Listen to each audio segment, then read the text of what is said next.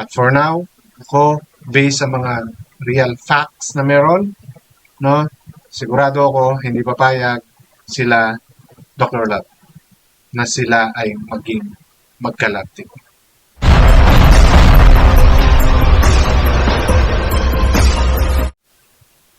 For so many reasons.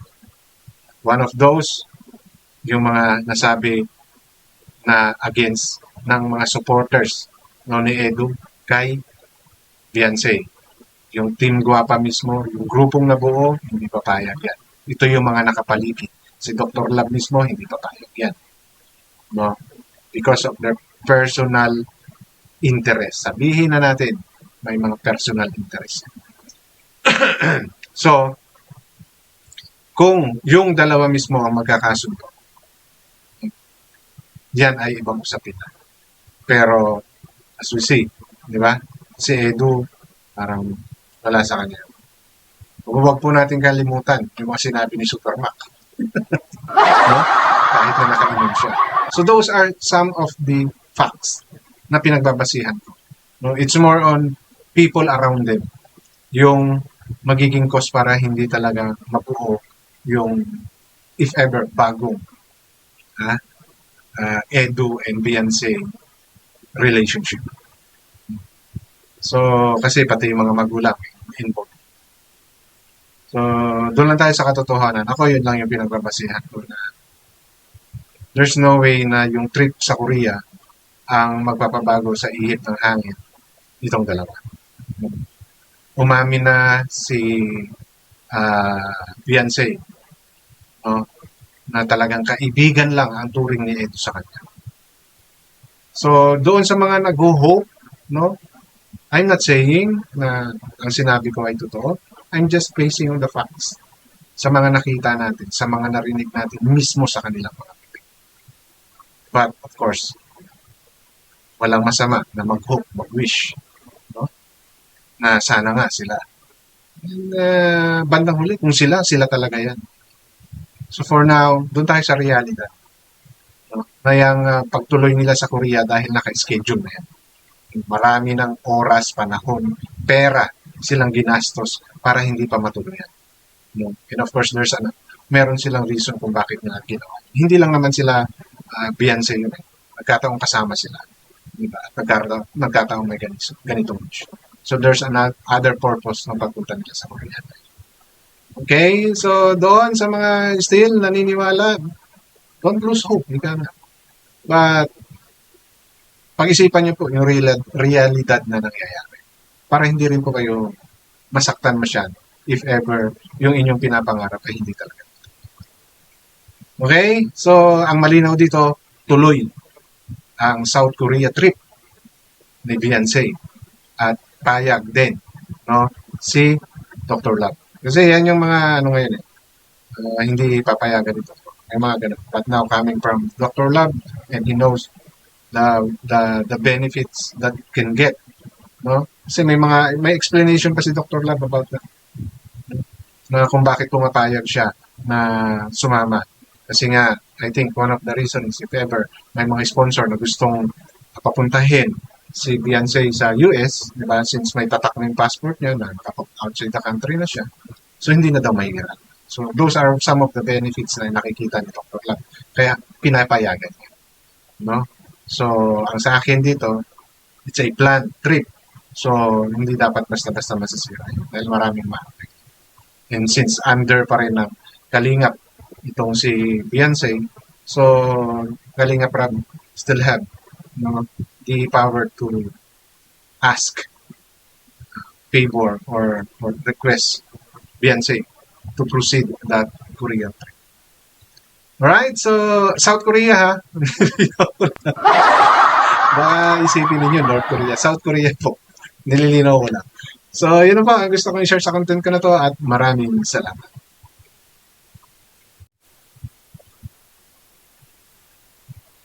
Guapa sa Kalam, senior citizen. Maylin Navarro, Doc Lab, tuloy ba si Guapa sa ako? Tuloy po. Abangan niyo po yung upload ko. Tuloy ba ang Korea si Beyonce? Yes, tuloy po yan. So, yan po, narinig ninyo, no, from Kalinga Prab and Dr. Love, na tuloy ang Korean trip, no, ni Beyonce. And as far as I know, kasama dyan si Kalinga Ed. Kasi originally, di ba, magkakasama naman talaga sila. As far as I understand.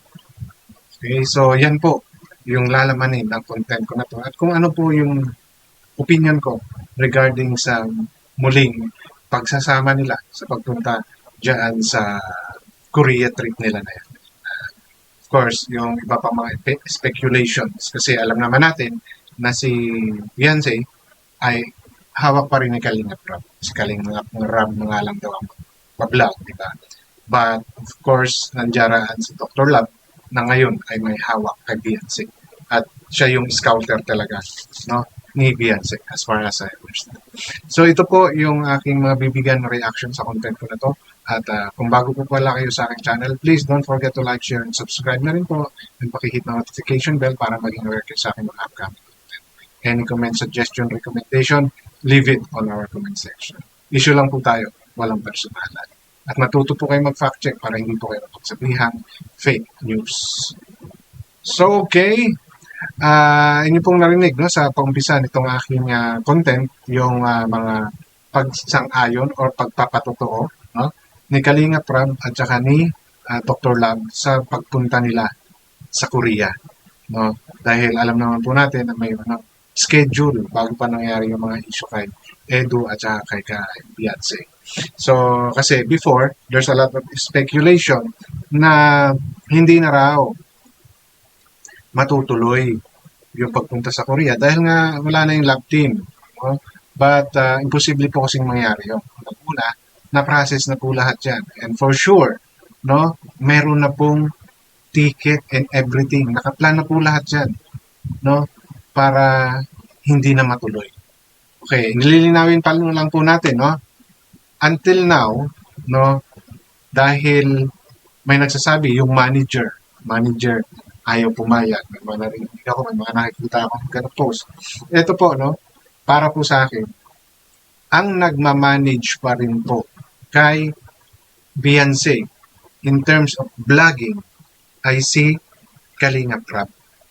No, si Kalinga Prab pa rin po. Dahil si Beyonce mismo ang umamin na siya ay Kalinga pa rin.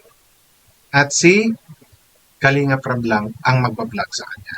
Now, nagsasabi naman na siya ay nakay Dr. Love na, no, at ibablog siya, yan po ay kailangan pang pag-usapan. No?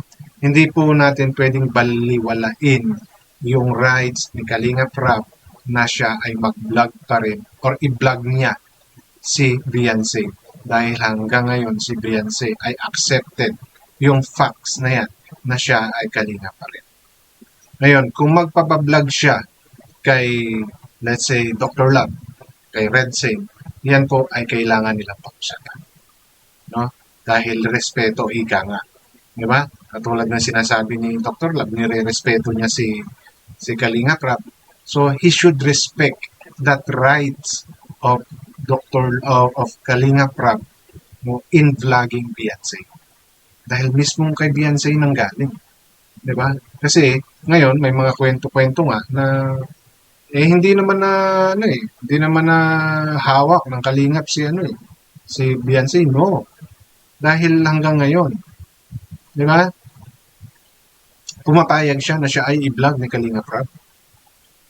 So, yung pagbablog ni Dr. Love, if ever may lumabas man na ganun, yun ay dapat nilang pag-usapan. Dapat merong understanding doon. Kasi kung wala, so parang nababiolate ngayon ni Beyonce yung promise niya kay Kalinga Prab. And may pag-uusap about that. Okay? Ngayon, kung magbablog man si Dr. Love, no, kay Beyonce, and he will use the name of Beyonce sa pagcha-charity. Well, I think that's fine for me, no? Pero kung isasama siya sa vlog na makikita, no, sa vlog ni Dr. Love itong si Beyonce, yun yung dapat nilang pag-usapan. Pero yung involvement ng mga magulang, let's say, ng mga magulang ni Beyonce, well, I think on that part, may rights yung mga magulang ni Beyonce na magsalita on their side, no? Hindi kay Beyonce. Kasi ang malinaw lang sa akin, no, na nilinaw ni Kalinga Prab ay yung pagbablog niya kay Beyonce na sinang-ayunan ni Beyonce. Now, ngayon may mga nagsasabi, no, may mga lumalabas na kwento na maaring gawa ng paraan pag nanduroon na sa Korea, di ba? Siyempre, ibang atmosphere, ibang tao, iba yung nakapaligid, may mga mambubuyo, maaaring hindi kasama si Dr. Love doon. Di ba? I don't know kung kasama si Dr. Love. So, chances of for them na magkaroon ng new story about sa love team. Okay. Honest opinion, malabo po. Para sa akin, honest opinion po, malabo. Why? Kasi nagkaroon na ng pagdududa sa bawat isa. May sinabi na ang isa na ikinasama ng bawat isa rin, ni Edo at saka ni Beyonce. Di ba? So, if ever i-push nila yung istorya na yan na magkabalikan yung dalawa,